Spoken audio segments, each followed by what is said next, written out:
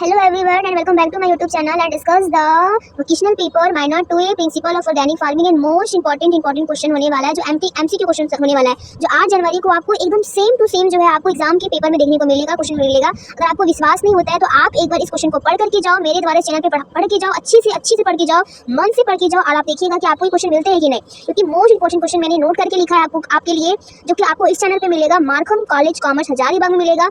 और इस चैनल में जो है आप इस चैनल को जो है आप लोग सपोर्ट करो, मुझे लाइक करो, शेयर करो, सब्सक्राइब करो, चैनल को ज़्यादा से ज़्यादा शेयर करो अपने दोस्तों के साथ। और प्लीज़ मेरा एक रिक्वेस्ट है कि अगर आप एक वीडियो देखते हो तो आप मेरे इस वीडियो को कम से कम 5 से 10 लोगों को शेयर करो, ताकि आपके जो फ्रेंड लोग हैं उसको भी ये वीडियो अच्छे से मिल सके और वो भी जो है इस वीडियो का जो इस क्वेश्चन का जो है बेनिफिट ले सके। और जो फर्स्ट क्वेश्चन होने वाला है, और ये जो क्वेश्चन है वो साइंटिस्ट ऑथर बेस्ड क्वेश्चन होने वाला है, जो कि ये तो मतलब क्वेश्चन जो पूछे जाते हैं वो इस टाइप से क्वेश्चन पूछे जाते हैं। आपको बहुत सारे क्वेश्चंस नहीं पूछे जाते, बट हाँ हो सकता है कि आपको पढ़ के जाना होगा, तो पढ़ के जाओ, क्योंकि आपको जो है एमसीक्यू क्वेश्चंस आपको मेरी वीडियो पे, आपको मेरे चैनल पे मिल जाएंगे। बट जो ये क्वेश्चन होने वाला बहुत इंपॉर्टेंट होने वाला है, तो प्लीज़ लाइक जरूर करना और सब्सक्राइब तो करना ही मत, क्योंकि मैंने देखा कि मेरी वीडियो में एक 600 से प्लस व्यूज़ गया है, बट सब्सक्राइब तो बिल्कुल 23 ही है, बिल्कुल भी नहीं बढ़ रहे हैं। पता नहीं मेरी वीडियो बनाने का कोई फायदा हो रहा है कि नहीं, आप लोग को रिस्पॉन्स दे ही नहीं रहे हो, तो पता ही नहीं चलेगा कि आप लोग मेरी वीडियो से आप लोग को जो है फ़ायदा मिल रहा है कि नहीं मिल रहा है। मुझे तो पता ही नहीं चल रहा है कि आप लोग खुश हैं या फिर नहीं मेरी वीडियो बनाने के थ्रू जो है।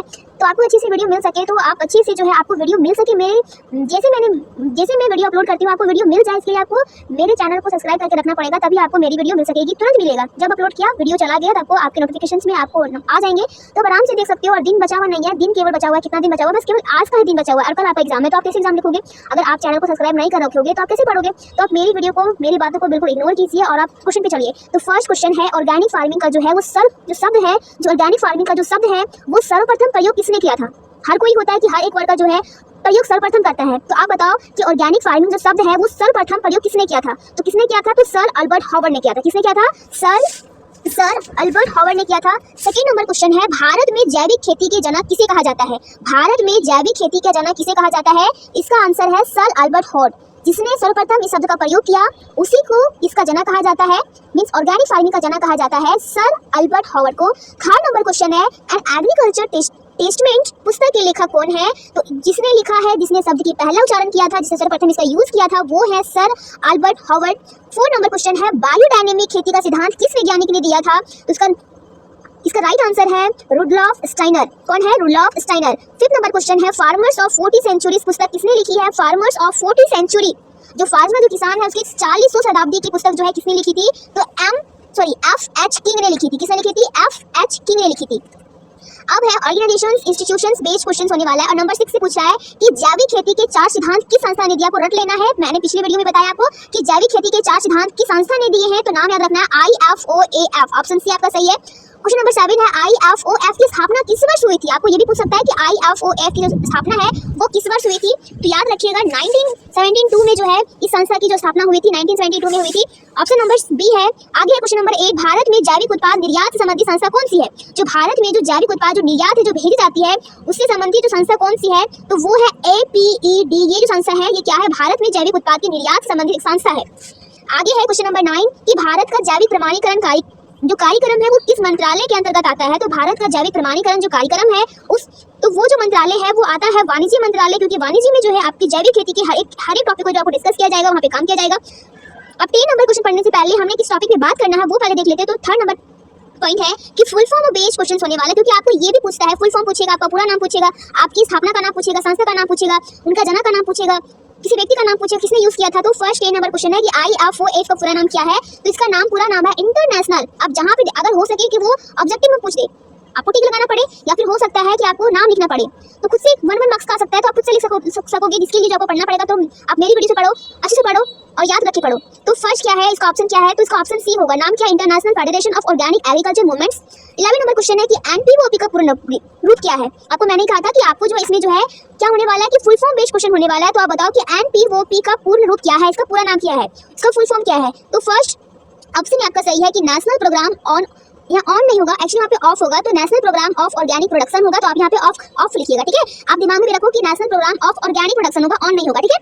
चलिए आगे PGS का फुल फॉर्म क्या है? तो पार्टिसिपेंट्री गारंटी सिस्टम है। आपको केवल पार्टिसिपेंट्री याद रखनी है, और गारंटी सिस्टम तो याद हुई, चाहे गारंटी मैं दे रहा हूँ, तो गारंटी सिस्टम, तो पार्टिसिपेंट्री गारंटी सिस्टम याद रख लेना। आगे है सर्टिफिकेशंस लोगो बेस्ड क्वेश्चन जो होने वाला है, जो कि क्वेश्चन नंबर 13 है।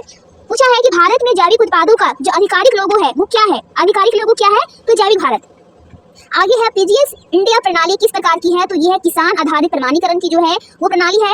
आगे है, इसमें से केवल 2 क्वेश्चन पूछा था, जो सर्टिफिकेशन होता है लोगो बेस्ड क्वेश्चन केवल 2 है। आगे है प्रिंसिपल बेस्ड डायरेक्ट क्वेश्चन आपको जो पूछे जाएंगे वो पूछे जाएंगे कि जैविक खेती का पहला सिद्धांत कौन सा है।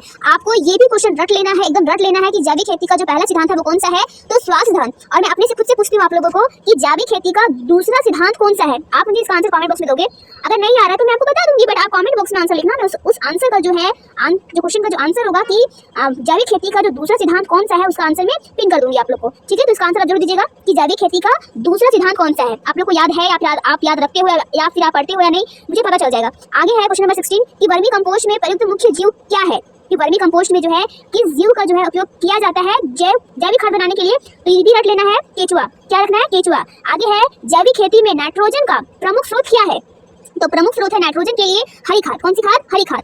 आगे है, अब होने वाला है modern versus organic direct comprehension facts में आने आएगा कि आधुनिक कृषि के जनक किन्हें कहा जाता है, तो नॉर्मन बोरलॉग किसे कहा जाता है, तो नॉर्मन बोरलॉग ये आधुनिक कृषि के जनक। और हमने फर्स्ट क्वेश्चन में क्या देखा था, फर्स्ट क्वेश्चन हमने देखा था कि ऑर्गेनिक फार्मिंग का जो सर्वप्रथम प्रयोग किसने किया था, नहीं ये तो नहीं है, जनक किसे कहा जाता है ना, जनक किसे कहा जाता है, और ये था पुस्तक किसने लिखा था, और ये था कि बायोडायनेमिक खेती का सिद्धांत किस वैज्ञानिक ने दिया था, तो ये तो है